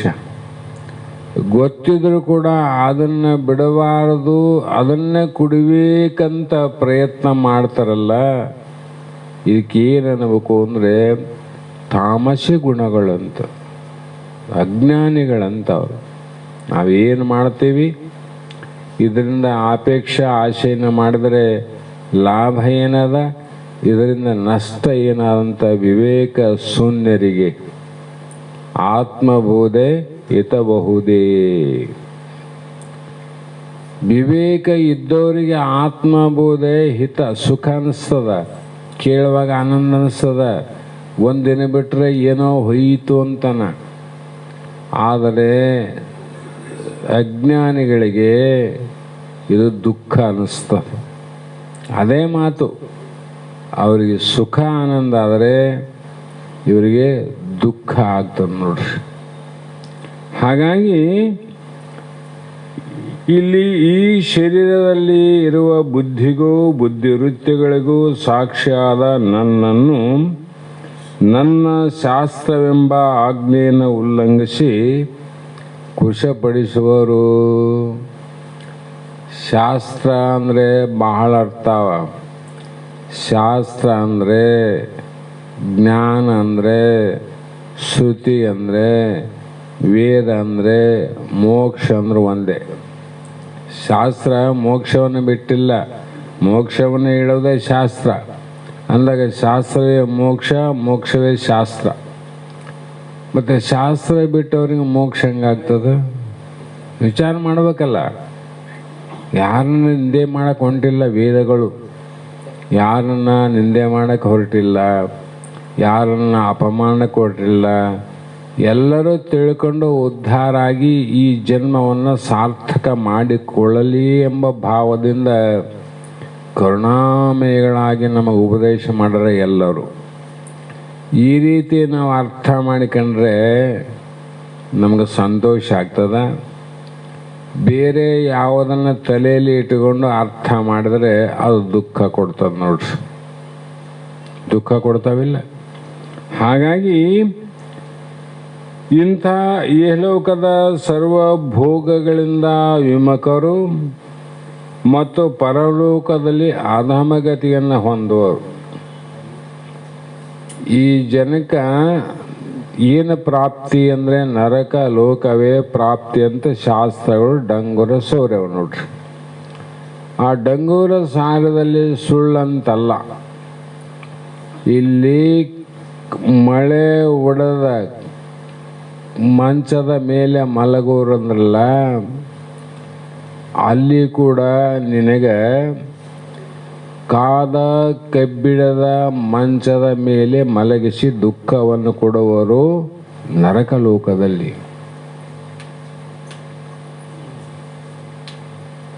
ಇಲ್ಲಿ ಮಾಡಿದ್ದೆಲ್ಲ ಅಲ್ಲಿ.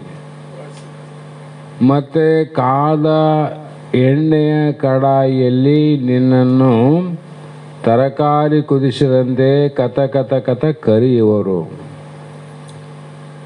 ಆನಂತರ ಮುಳ್ಳಿನ ಬೇಲೆಯ ಹೆಟ್ಟವನ್ನು ಮಾಡಿ ಆ ಹೆಟ್ಟದ ಮೇಲೆ ಮಲಗಿಸಿ ದರ ದರ ದರ ದರ ಎಳೆದುಕೊಂಡು ಹೋಗುವರು. ಆ ನರಕ ಲೋಕದಲ್ಲಿ ಶಿಕ್ಷೆ, ಯಾತನೆ, ಯಾವ್ಯಾವ ಪ್ರಕಾರ ಏನು ಪಾಪ ಮಾಡಿದರೆ ಅಲ್ಲಿಯ ಶಿಕ್ಷೆಯ ರೀತಿ ಯಾವುದಂತ ಯಮಶಾಸನ ಯಾರು ಓದರ ಅವ್ರಿಗೆ ಗೊತ್ತಾಗುತ್ತೆ. ಯಮಶಾಸನ ಅಂತ ಒಂದು ಸಣ್ಣ ಗ್ರಂಥ ಅದ. ಆ ಗ್ರಂಥದ ಎಲ್ಲವೂ ಬರೆದಿಟ್ಟಾರ ನೋಡ್ರಿ. ಹಾಗಾಗಿ ಇವರು ಸಕಲ ಪುರುಷಾರ್ಥ ಭ್ರಷ್ಟರಂದರು, ಎಲ್ಲ ರೀತಿಯ ಭ್ರಷ್ಟರು. ಮೂರು ಬಿಟ್ಟವರು ಊರಿಗೆ ದೊಡ್ಡವರಂತ.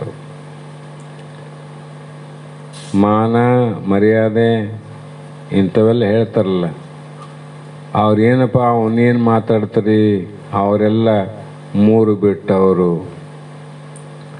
ಮತ್ತು ಜನಗಳು ಹೆಂಗಾರಲ್ಲ ಅಂದ್ರೆ ಮೂರು ಬಿಟ್ಟಾರ ಅದಕ್ಕೆ ಊರಿಗೆ ದೊಡ್ಡವರಾಗ್ಯಾರಪ್ಪ ಅಂತ. ಅವ್ರ ಮಾನ ಮರ್ಯಾದೆ ಗೌರವ ಅಂತ ಇದ್ದರೆ ಯಾರಾದ್ರೂ ಅವ್ರಿಗೆ ಹೇಳಕ್ಕೆ ಹೋಗ್ತಿದ್ರು, ಉಪದೇಶ ಮಾಡ್ತಿದ್ರು. ಅವರು ಮೂರು ಬಿಟ್ಟು ನಿಂತಾರ ಅಂದಾಗ ಅವರೇ ದೊಡ್ಡವರಂತ. ಮತ್ತು ಅವ್ರಿಗೆ ಹೇಳಕ್ಕೆ ಯಾರು ಇನ್ನೊಬ್ರಿಗೆ ಸಿಗೋದಿಲ್ಲ. ಹೇಳಂದರೆ ಇಲ್ಲಪ್ಪ ಅವ್ರನ್ನ ಬಿಟ್ಟು ಬೇರೆ ಯಾರಿಗಾದ್ರೂ ಹೇಳಂದ್ರೆ 4 ಮಾತು ಹೇಳ್ತೀವಂತ ಹೇಳ್ತಾರಲ್ಲ ಈಗ. ಮತ್ತು ಅವ್ರಿಗೆ ಯಾಕೆ ಕೇಳಂಗಿಲ್ಲ, ನಾವು ಮೂರು ಬಿಟ್ಟಾರಂತ. ಅವ್ರು ಯಾರ ಮಾತು ಕೇಳೋರಲ್ಲ ಅವರು.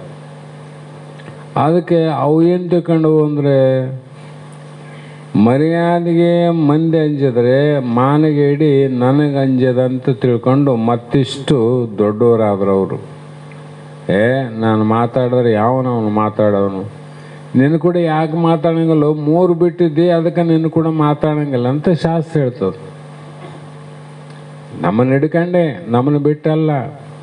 ಹೀಗೆ ವಿಪರೀತ ಭಾವನೆಯಿಂದ ಕೂಡಿಕೊಂಡು ವೇದಾರ್ಥಕ್ಕೆ ವಿರೋಧವಾದ ನಿಶ್ಚಯ ಅಂತವ್ರು. ವೇದ ವಾಕ್ಯದ ಶಾಸ್ತ್ರದ ಉಪದೇಶಕ್ಕೆ ನಿಶ್ಚಯ ಮಾಡಂಗಿಲ್ಲ ಅವರು. ವೇದರಹಿತವಾಗಿರ್ತಕ್ಕಂಥ ಇನ್ನೊಂದು ಅರ್ಥವನ್ನು ಮಾಡಿ ಅದರಲ್ಲೇ ನಿಶ್ಚಯ ಮಾಡಿಕೊಂಡು ಅಸುರ ನಿಶ್ಚಯ ಮಾಡುವರು. ಅಸುರೀ ಗುಣಗಳೇ ಶ್ರೇಷ್ಠ ಅಂತ ನಿರ್ಣಯ ಮಾಡಿಕೊಂಡವ್ರು ಮನುಷ್ಯನಾಗ. ಈಗ ಯಾವಾಗ ಮೊದಲು ನಿಶ್ಚಯ ಮಾಡ್ಯಾರಂದಮೇಲೆ ಅದರ ಮೇಲೆ ಮತ್ತೆ ಏನ ನಿಶ್ಚಯ ಮಾಡೋಕ್ಕೆ ಬರೋದಿಲ್ಲ. ಈಗ ಈ ಜಾಗದಲ್ಲಿ ಈ ಪುಸ್ತಕ ಅದ, ಇದೇ ಜಾಗದಲ್ಲಿ ಪುಸ್ತಕ ಇನ್ನೊಂದು ಇಡಬೇಕಾದ್ರೆ ಇದು ತೆಗಿಬೇಕು, ನಾನು ತೆಗಿಬೇಕಲ್ರಿ. ಇದು ತೆಗಿಲಾರ್ದು ಅಲ್ಲಿ ಕುಂದಿರ್ತದೇನದು. ಮತ್ತು ಮೊದಲೇ ನಿಶ್ಚಯ ಮಾಡ್ಕೊಂಡಿದ್ದೆ ದೇಹಾತ್ಮ ಬುದ್ಧಿ, ದೇವೇ ನಾನು, ಸಂಸಾರ ಸತ್ಯ, ವಿಷಯಗಳ ಸುಖ ಅಂತ ಮೊದಲೇ ನಿಶ್ಚಯ ಮಾಡಿದ್ದಲ್ಲೇನು. ಮತ್ತು ಅದನ್ನು ತೆಗೆಯತನ ಅದು ಸುಳ್ಳು ಅಂತ ನೀ ಹೆಂಗೆ ತಿಳ್ಕೊಂತಿದ್ದಿ, ತೆಗಿಬೇಕಲ್ಲಪ್ಪ. ಹಾಗಾಗಿ ಇಲ್ಲಿ ಇವರು ಮನುಷ್ಯ ರೂಪದಿಂದ ತೋರ್ತಾರೆ, ಅವರು ಮನುಷ್ಯರಂತೆ ತೋರ್ತಾರೆ. ಇವರ ಬುದ್ಧಿ ಮಾತ್ರ ಅಸುರಿ ಬುದ್ಧಿ, ರಾಕ್ಷಸ ಗುಣಗಳುಳ್ಳವರು ಅಂದರೆ ದುರ್ಬುದ್ಧಿ. ದುರ್ಬುದ್ಧಿ ಅಂದರೆ ಏನು, ವೇದಕ್ಕೆ ವಿರೋಧವಾದ ಬುದ್ಧಿ ಉಳ್ಳವರು, ಸದಾ ಅಸುರರ ಕರ್ಮಗಳನ್ನು ಮಾಡುವರು. ನಡಪ್ಪ ಹೋಗಮ್ ನಡಿ, ಯಾರೋ ಮನೆಯಲ್ಲಿ ಒಂದು ಒಳ್ಳೆ ಕಾರ್ಯ ನಡೆದಂತ ಅಲ್ಲಿ ಪಾಪ ಭಾಳ ಮಂದಿ ಬರ್ತಾರ ಅಂಥೇಳಿ ಹೋಳಿಗೆ ಹುಗ್ಗಿ ಎಲ್ಲ ಮಾಡಿ ಸಮಯಕ್ಕೆ ಸರಿಯಾಗಿ ಜನರಿಗೆ ಹೇಳಿದ್ರಂತೆ, ಇವತ್ತು ಒಳ್ಳೆ ಕಾರ್ಯ ಅದರ ಮನೇಲಿ ಬಂದು ಪ್ರಸಾದ ಮಾಡಿ ಹೋಗ್ರಂತ. ಬರ್ತೀವಿ ಅಂದಾರ. ಹಂಗೆ ದಾರಿಯಲ್ಲಿ ಒಬ್ಬರು ಇಬ್ಬರು ಕೂಡಿ ಒಂದು 8-10 ಮಂದಿ ಜಮ ಆಗಿ, ನಡಪ್ಪ ನೀ ಎಲ್ಲಿಗೆ ಹೊಂಟಿ, ನಾನು ಅಲ್ಲಿಗೆ ಹೊಂಟೀನಿ, ನೀ ಎಲ್ಲಿ, ನಾ ಅಲ್ಲಿಗೆ, ನಡ್ರಿ ಬೇಸಾಯ್ತು ಅಂತ ಹೊರಟ್ರು. ಅರ್ಧ ದಾರಿಗೆ ಹೋಗಿದ್ರು. ಆ ಕಡೆಯಿಂದ ಒಂದು ಇಬ್ಬರು ಬಂದರು. ಅವ್ರು ಭಾಳ ಮಂದಿಲಿ ಇಬ್ಬರೇ ಬಂದರು. ಏನಪ್ಪ ಅಣ್ಣ ಕಾಕ ಮತ್ತೆ ಎಲ್ಲಿಗೆ ಹೊಂಟ್ರಲ್ಲ ಅಂತ ಕೇಳಿದ್ರು ಅವರು. ಇಲ್ಲಪ್ಪ ಇಂಥವ್ರು ಮನೆಯಲ್ಲಿ ಹಿಂಗೆ ಕಾರ್ಯ ಅದ, ಅದಕ್ಕಾಗಿ ಪ್ರಸಾದ ಕೇಳ್ಯಾರ, ಅಲ್ಲಿ ಊಟಕ್ಕೂ ಹೊರಟಿವೆ ಅಂದರು. ನೀವೆಲ್ಲಿಗೆ ಹೊರಟ್ರಿ ಅಂತ ಇವ್ರು ಕೇಳಿದ್ರಿ. ಸಹಜ ಅಲ್ಲ, ನೀ ಎಲ್ಲಿಗೆ ಅಂದ್ರೆ ನೀ ಎಲ್ಲಿಗೆ ಅಂತ ಕೇಳೋದು ಸಹಜ. ಏನಪ್ಪ ಗೊತ್ತಿಲ್ಲ ನಿಮ್ಗಂದ್ರೆ ಅವರು, ಗೊತ್ತಿಲ್ಲೋ ತಮ್ಮ ಎಲ್ಲಿಗೆ ಹೊಂಟ್ರಿ ಹೇಳ್ರಂದ. ಎಂಥ ಮನುಷ್ಯಪ್ಪ ನೀನು, ಎಲ್ಲರಿಗೂ ಗೊತ್ತಾಗ್ಯದ, ನಿಮ್ಗೆ ಹೆಂಗೆ ಗೊತ್ತಾಗಿಲ್ಲ ಅಂದ್ರೆ ಅವರು. ಅದು ಏನದ ಹೇಳ್ರಂತ ಅವ್ರು ಅಂತಾರೆ. ಏನಿಲ್ಲಪ್ಪ ಇಲ್ಲಿ ಆ ಓಣ್ಯಾಗ ಇಲ್ಲ ಇಂತತ ಅವ್ರ ಮನ್ಯಾಗ ಇವತ್ತು ಬೇಟೆ ಮಾಡ್ಯಾರ, ಅದಕ್ಕೆ ನಾವು ಅಲ್ಲಿ ಹೊಂಟಿವಂದ್ರಂತ. ಆವಾಗ 8 ಮಂದಿ ಏನು ಹೊಂಟಿದ್ದಲ್ಲ ಸತ್ಕಾರ್ಯದಲ್ಲಿ ಭಾಗಿಯಾಗಬೇಕಂತ. ಏನೇನು ಶಾಣ ಮೊದಲು ಗೊತ್ತಿದ್ರೆ ನಾವು ಇಲ್ಲಿಗೆ ತಾನು ಬರ್ತದಿಲ್ಲ, ನಡ್ರಿ ಇಲ್ಲಿಗೆ ಯಾಕೆ ಹೋಗೋದು, ಎಲ್ಲರೂ ಕೂಡಿ ಅಲ್ಲಿಗೆ ಹೋಗಂತ ಆ ಕಡೆ ಹೋದ್ರಂತ. ಇಷ್ಟು ಶಕ್ತಿ ಸಾಮರ್ಥ್ಯ. ಯಾವುದಲ್ಲಿ ಅಸುರಿ ಭಾವನ ರಾಕ್ಷಸ ಗುಣಗಳಲ್ಲಿ ಒಬ್ಬರ ಮಾತು ಇಬ್ಬರ ಮಾತು ಕೇಳಿ 8 ಮಂದಿನ ತಿರುಗಿಸಿಬಿಟ್ರು ನೋಡವ್ರು. ಇವ್ರು 8 ಮಂದಿ ಕಲಿತು ಅವ್ರಿಬ್ಬರನ್ನ ಈ ಕಡೆ ಕರ್ಕೊಂಬರೋ ಶಕ್ತಿ ಆಗಲಿಲ್ಲ. ಯಾಕಂದರೆ ಅಸುರಿ ಮಾರ್ಗದಲ್ಲಿ ಅಷ್ಟು ಬಲ ಇರ್ತದಂತ. ಇವತ್ತು ನಾವಾದ ತಿಳ್ಕೋಬೇಕು. ಈ ಒಂದು ಸಂಪತ್ತು, ದೈವಿ ಸಂಪತ್ತು ಮಾರ್ಗ ಹಿಡಿದವಲ್ಲ, ಏನಪ್ಪ ನಾವು ಸ್ವಲ್ಪ ಮಂದಿ ಇವೆ ಅಂತ ಎಂದು ವಿಚಾರ ಮಾಡಬಾರ್ದು ನೋಡ್ರಿ. ತಪ್ಪಿ ವಿಚಾರ ಮಾಡಬೇಡ್ರಿ. ಇದು ಮಾಡಿದ್ರಿ ನಿಮ್ಮದು ಇಲ್ಲಿಯವರೆಗೆ ಮಾಡಿದ ಸಾರ್ಥಕ ಸಾಧನೆಗಳೆಲ್ಲ ನೀರಿನಲ್ಲಿ ಹೋಮ ಮಾಡಿದಂಗೆ ಎಲ್ಲವೂ ನಿಷ್ಫಲ ಆಗ್ತವೆ. ಅದಕ್ಕಾಗಿ ಅವರ ನಿಶ್ಚಯಗಳೆಲ್ಲವೂ ಅಸುರರಾಗಿದ್ದು ಅಸುರ ಕ್ರಿಯೆಗಳಲ್ಲಿ ಅಂಥದ್ದು. ಬೇಟ ಮಾಡಮ್ಮಪ್ಪ ಅಂದ್ರೆ ದೇವರು ಕೂಡ ಮಾಡಮ್ಮ, ಬೇಟ ಕೂಡ ಮಾಡಮ್ಮ ಅಂದ್ರೆ ಊರ ಮಂದಿ ತಯಾರತ್ತಾರೆ. ಹೋಳಿಗೆ ಹುಗ್ಗಿಯನ್ನು ಮಾಡವಂದ್ರೆ ನಿಮಗೆ ಬೇಕಾದ್ರೆ ಮಾಡ್ಕ್ಯಾರಪ್ಪ, ನಾವು ಮಾತ್ರ ಸಂಬಂಧ ಇಲ್ಲ ಅಂತಾರೆ. ಮತ್ತು ಇದೇನು ದೈವಿ ಗುಣವುಳ್ಳವರಿಗೆ ಅಸುರಿ ಗುಣವುಳ್ಳವರಿಗೆ ಭಾಳ ವ್ಯತ್ಯಾಸ ಅದ. ಈ ಕಲಿಯುಗದ ಈ ವರ್ತಮಾನದಲ್ಲಂತೂ ಇದು ಭಾಳ ಬೆಳಿಲಿಕ್ಕತ್ತದ. ಪಾಠ ಪ್ರವಚನ ಮಾಡೋರಲ್ಲೇ ಬೆಳೀತದ ಮೇಲೆ ಇನ್ನು ಉಳಿದೋರ ಗತಿ ಏನದಂತ. ಮೊನ್ನೆ ನೀವು ನೋಡಿರ್ಬೇಕು, ಈ ಗುಲ್ಬರ್ಗ ಕಡೆ ಒಂದು ಮಠದಲ್ಲಿ ಒಬ್ಬ ಸ್ವಾಮಿ ಮಠದಲ್ಲಿ ಬಾಟಲಿಗಳನ್ನು ಇಟ್ಕೊಂಡು ಅದನ್ನು ಕುಡಿದು ಸಿನಿಮಾ ಗೀತೆಯನ್ನು ಮೈಕಿನಾಗ ಆಡಕತ್ತನ ಕಾಯಿ ಬಟ್ಟೆ ಮೇಲೇನೆ. ಮತ್ತೆ ಕಾಯಿ ಬಟ್ಟೆ ಮೇಲೆ ಅಂದಾಗ ಅದರ ಶಕ್ತಿ ಎಷ್ಟಾದಂದರೆ ಆ ಶಕ್ತಿ ಭಾಳ ಅದು. ಅದರಲ್ಲೇ ಮೊದಲನೇದು ಯಾವುದಂದರೆ ಈ ಏನು ಸುರಪಾನ ಅಂತೀವಲ್ಲ, ದೇವತೆಗಳು ಕೊಡೋದು ಸುರಪಾನ. ಇವರು ಹಸಿರು ಗುಣವುಳ್ಳವರು ಇಷ್ಟೆಲ್ಲ ಹೇಳ್ತಾರಲ್ಲ, ನಾನು ಪ್ರಶ್ನೆ ಮಾಡ್ತೀನಪ್ಪ, ಮತ್ತು ನೀವು ಅದಕ್ಕೆ ಸರಿಯಾಗಿ ಉತ್ತರ ಹೇಳು. ದೊಡ್ಡ ಶಾಣೆ ನೀನು ಕುಡಿಬೇಡ್ರಿ ಅಂತ ಹೇಳಕ್ಕೆ. ಸಿರಿಪರು ಕುಡ್ದಲ್ಲ, ಕುಡ್ದಾರ ಇಲ್ಲ? ಹೌದಪ್ಪ ಕುಡ್ದಾರ. ಮತ್ತು ಶರೀಫರೇ ಕುಡ್ದಾರ ಅಂತ ಹೇಳಿದಾಗ ನೀವು ಕುಡಿರಿ ಅಂತ ಹೇಳಿದಂಗೆ ನಾವು ಕುಡ್ತೀವಿ. ನಾವು ಕುಡಿದ್ರೆ ತಪ್ಪಂತ, ಶರೀಫರು ಕುಡಿದ್ರೆ ಶರಣರಂತ. ಏನೋ ನಿನ್ನ ಮಾತಂತಾರೆ. ಬಲ್ಲವರು ಕೈ ಸಿಕ್ಕ ಹೇಳ್ತಾರೆ, ಮೂರ್ಖರಿಗೆ ಏನು ಉತ್ತರ ಕೊಡೋಕೆ ಎಲ್ಲರಿಗೂ ಬರಂಗಿಲ್ಲ. ಹೌದಪ್ಪ, ಶರೀಫರು ಕುಡಿದ್ರು, ಗೋವಿಂದ ಭಟ್ರು ಕುಡಿದ್ರು, ಅವರು ಕುಡ್ಕೊಲೆ ಅಂತ ಇಟ್ಕೋ. ಯಾವಾಗ ಒಂದು ಸಲ ಇದು ಭಾಳ ನಿನ್ನಂತೆ ಬ್ರಾಹ್ಮಣ, ಯಾರು ಗೋವಿಂದ ಭಟ್ಟ ಬ್ರಾಹ್ಮಣ, ಶರೀಫ ಮುಸ್ಲಿಮ್, ಆ ಬ್ರಾಹ್ಮಣರಿಗೆ ಎಷ್ಟು ದುಃಖ ಆಗಿರ್ಬೋದು. ನಮ್ಮ ಜಾತಿಯಲ್ಲಿ ಹುಟ್ಟಿದವನು ಹಿಂಗೆ ಹೆಂಡ ಕುಡಿತಾನ ಅಂದಾಗ ಅವ್ರ ದುಃಖ ಆಗಿಲ್ಲೇನು? ಆವಾಗ ಈ ಸುದ್ದಿ ಒಬ್ಬರಿಂದ ಒಬ್ಬರಿಗೆ ಹಂಚೋದ್ರಾಗ ಕೆಲವು ಮಂದಿ ಅವನು ಬ್ರಾಹ್ಮಣ ಗೋವಿಂದ ಭಟ್ಟ ಅಂತ ತಿಳಿದವನು ಅವನು ಹೆಂಗೆ ಕುಡಿತಾನ? ಒಳ್ಳೆ ಮಾತು, ನೀವು ಪ್ರತ್ಯಕ್ಷ ನೋಡಲಾರ್ದ ಪ್ರಮಾಣ ಮಾಡಬಾರ್ದಪ್ಪ ಅಂತ ಕೆಲವು ಮಂದಿ. ಇಲ್ಲ ಬಿಡಪ್ಪ, ಭಾಳ ಮಂದಿ ಹೇಳ್ಕತ್ತಾರ ಅವನು ಗೋವಿಂದ ಕೆಟ್ಟೋಗ್ಯಾನ ಅಂತ ಅಂಬೋರು ಕೆಲವು ಮಂದಿ. ಇಷ್ಟೆಲ್ಲ ಯಾಕಪ್ಪ, ಒಂದು ಸಲ ಪರೀಕ್ಷೆ ಮಾಡಿ ನೋಡೇ ಬಿಡೋಣಂತ 4-5 ಮಂದಿ ಬುದ್ಧಿವಂತರು ತಯಾರಾದರು. ಆ ದಿನ ಅವ್ರು ಎಲ್ಲಾರಂತ ಪತ್ತೆ ಮಾಡಿದರು. ಯಾರಿಲ್ಲದ ಒಂದು ಹಾಳುಗುಡಿಯಲ್ಲಿ ಕುಂತಾರ ಶರೀಫ ಗೋವಿಂದ ಭಟ್ಟ ಆರ. ಮತ್ತು ಅಷ್ಟು ದೂರ ಕಣ್ ತಪ್ಸ್ಕೊಂಡು ಹೋಗ್ಯಾರಂದ್ರೆ ಕುಡಿಯೋಕೆ ಹೋಗಿರ್ತಾರಂತ ಲೆಕ್ಕ. ಆದರೂ ನೋಡಮಂತ ಹೊರಟು ನೋಡ್ರು. ಹೋಗಿ ನೋಡ್ತಾರ, ಇಬ್ಬರು ಗ್ಲಾಸಲ್ಲಿ ಹಾಕಿ ಮಗಿಯಲ್ಲಿ ಕುಡಿಯೋಕೆ ತಯಾರು ಮಾಡ್ಯಾರ, ಅರ್ಧ ಕುಡಿದಾರ. ಅವಾಗೆಲ್ಲ ಹೇಳಿದರು, ಏನೋ ಗೋವಿಂದ, ಶರೀಫನ ಜೊತೆ ಮಾಡಿ ಅವನ ಸಂಘ ಮಾಡಿ ನೀನು ಹಾಳಾದಿ, ಬ್ರಾಹ್ಮಣ ತತ್ವಕ್ಕೆ ದೋಷವನ್ನು ತಂದು ಕುಲಕಂಟಕನಾದಿ ಅಂತ ಅನಂತ ಮಾತು ಹೇಳಿದರು.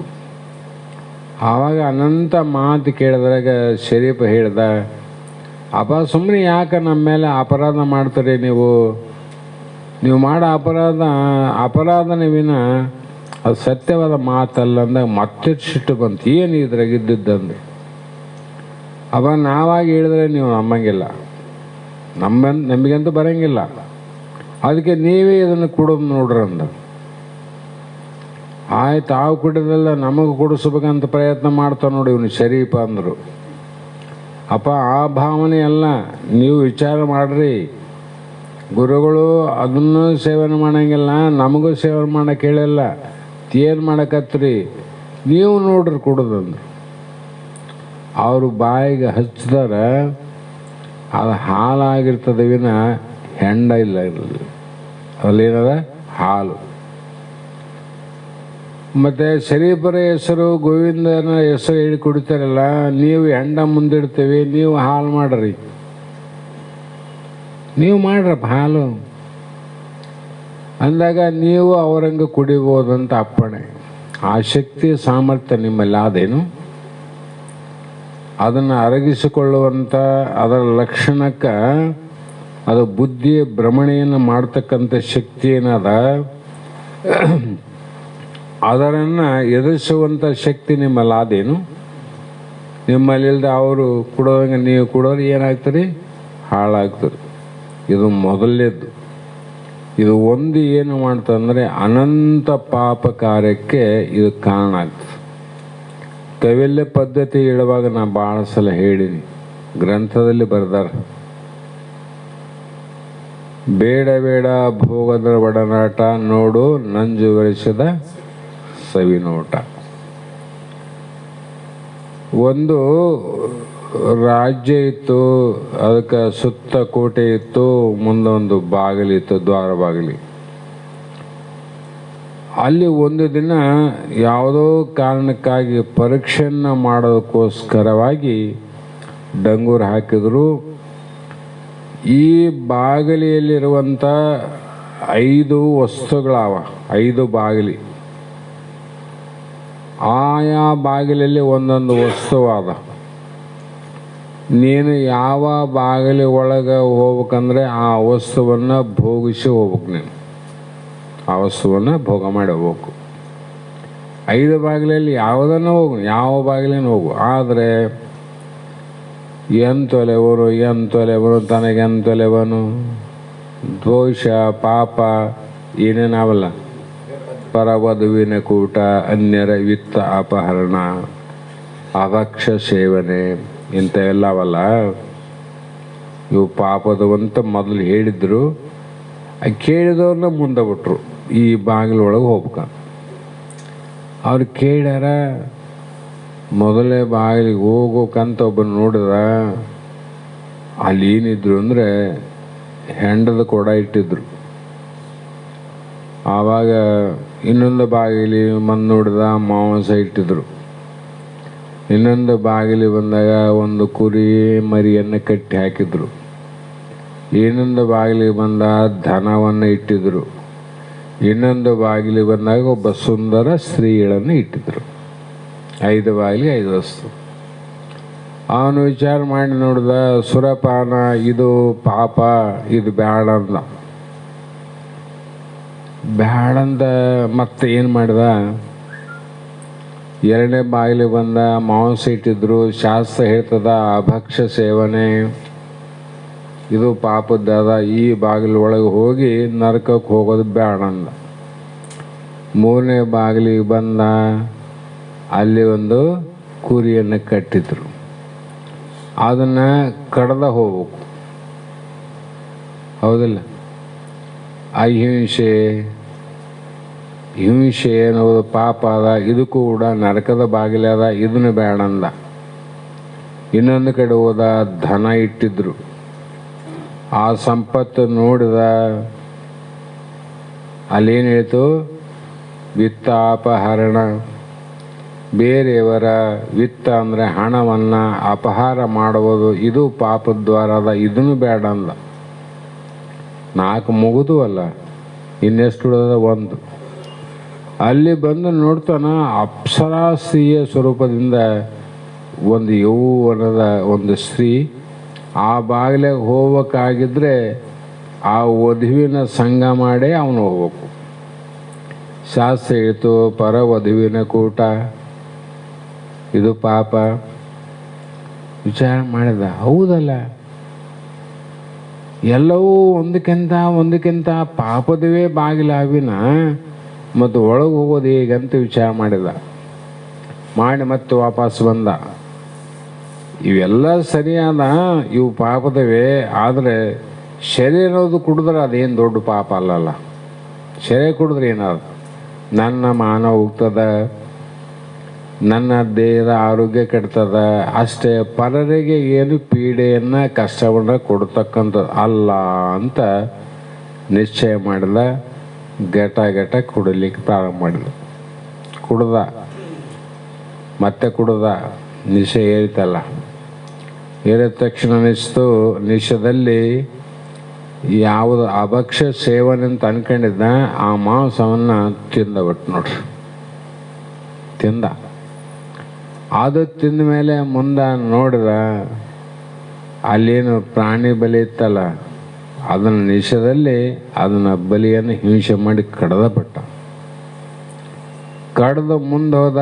ಇನ್ನೇನದ, ಇಷ್ಟು ಸಂಪತ್ತು ಸುಖ ಇದ್ದಾಗ ಇಷ್ಟು ಧನ ಆದಮೇಲೆ ತಗೊಂಡ ಜೋಬ ಇಟ್ಕೊಂಡ. ಆದ್ರಿಂದ ಮುಂದೆ ಹೋದ. ಪರವಧುವಿನ ಕೂಟ ಅಂತಿತ್ತಲ್ಲ, ಎಷ್ಟು ಬೇಕು ರೊಕ್ಕ ತಗೋ, ನನ್ನ ಸಂಘ ಮಾಡು. ಪುಕ್ಕಟ ಮಾಡಿದ್ರೆ ಪಾಪ ಆಗ್ತದ. ಪುಕ್ಕಟ್ಟೆ ಆದ್ರೆ ಪಾಪ.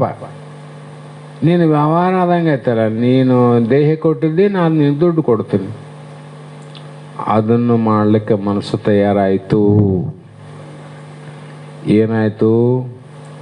ಒಂದರಿಂದ ಅನೇಕ, ಒಂದೇ ಒಂದು ಯಾವುದು ಶಾಸ್ತ್ರದಲ್ಲಿ ನಿಷೇಧ ಮಾಡಿದ ಉಳಿದುವೆಲ್ಲ ಏನಿಲ್ಲ, ಅದು ಒಂದೇ ಒಂದಲ್ಲಪ್ಪ ಅಂತ ಹೇಳಿದ್ರೆ ಅದು ಒಂದು 10 ಹಲವಾರು ಕರ್ಮಕ್ಕೆ ಕಾರಣ ಆಯ್ತು ನೋಡ್ರಿ. ಆಗ್ತದಿಲ್ಲ? ಈಗ ನಾವಾದ್ರೆ ಏನು ತಿಳ್ಕೋಬೇಕು, ಎಲ್ಲ ಚಲೋ ಅವ್ರಿ, ಒಂದೇ ನನ್ನಲ್ಲಿ ಅದ, ಅದೇನು ದೊಡ್ಡದಲ್ಲ, ನಿನಗೆ ದೊಡ್ಡದಲ್ಲ. ಶಾಸ್ತ್ರದಲ್ಲಿ ನೋಡು, ಪಂಚಾಂಗ ತೆಗೆದು ನೋಡು, ಶಾಸ್ತ್ರ ಪಂಚಾಂಗ ಅದು ಹೇಳ್ತದೆ ನಿನಗೆ ಅದೆಷ್ಟು ದೊಡ್ಡದು, ಎಷ್ಟು ಸಣ್ಣದು, ಅದೆಷ್ಟು ಅನಾಹುತ ಮಾಡಿತ್ತು. ಬರೀ ಒಂದು ಶೆರೆ 5 ಮಾಡಬಾರದಂಥ ಪಾಪ ಕರ್ಮಗಳಿಗೆ ಕಾರಣ ಆಯ್ತು ನೋಡ್ರಿ. ಆ ರೀತಿಯಾಗಿ ಇಲ್ಲಿ ಕೂಡ ಅನಂತ ವಿಚಾರವನ್ನು ಇಲ್ಲಿ ಮಹಾತ್ಮರು ಹೇಳ್ತಾ ಬಂದರು. ಇಲ್ಲಿಗೆ ಸಮಯ ಆದ ಕಾರಣ ನಾಳೆ ದಿನ ಪುನಃ ಸಿಂಹಾವಲೋಕವನ್ನು ಮಾಡೋಣ ಅಂತ ಮಾತು ಹೇಳಿ, ಇವತ್ತಿನ ಶಾಸ್ತ್ರದ ವಾಕ್ಪುಷ್ಪಗಳನ್ನು ಗುರುಪಾದಕ್ಕೆ ಸಮರ್ಪಿಸೋ ಮುಂಚಿತವಾಗಿ ಬಂದಮೇಲೆ ಒಂದು ಪದಾರ್ಡದಲ್ಲಿ ಯಾವುದು ಬಜಾರ, ಅದೊಂದು ಪದಾರ್ಡು ಆದಮೇಲೆ ಮಂಗಲಾಡು.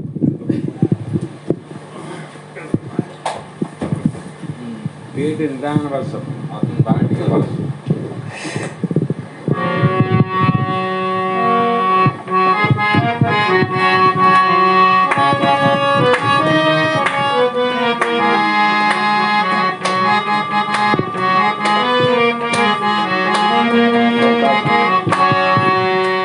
ಮಾಯದ ಸಂಸಾರ ಇದು ದುಃಖದ ಬಾಜಾರ, ಮಾಯದ ಸಂಸಾರ ಇದು ದುಃಖದ ಬಾಜಾರ.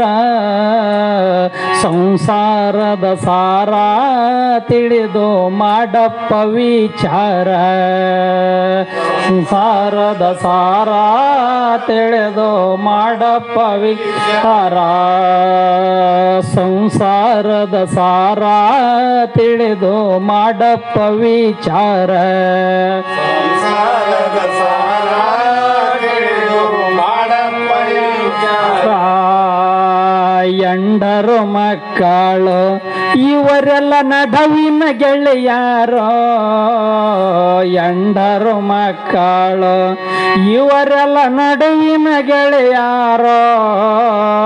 ಸತ್ತಾಗ ಹಾಳುತ್ತಾರ ಇವರೇನು ನಿನ್ನಿಂದ ಬರುತ್ತಾರ.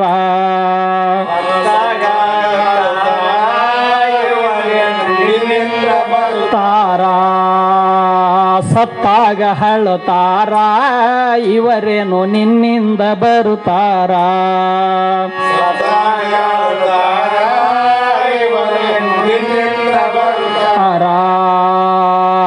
ರೊಕ್ಕ ಗಳಿಸಿದಿ ಕೋಟಿ ಮೈ ಮ್ಯಾಲ ಬಿಡದಿಲ್ಲ ಲಂಗೋಟಿ ರೊಕ್ಕ ಗಳಿಸಿದಿ ಕೋಟಿ ಮೈ ಮ್ಯಾಲ ಬಿಡದಿಲ್ಲ ಲಂಗೋಟಿ ತೆಗ್ಗ ತೋಡುತ್ತಾರ ಇಟ್ಟು ಬಂದು ಒಳಿಗಿ ಉಣ್ಣುತ್ತಾರ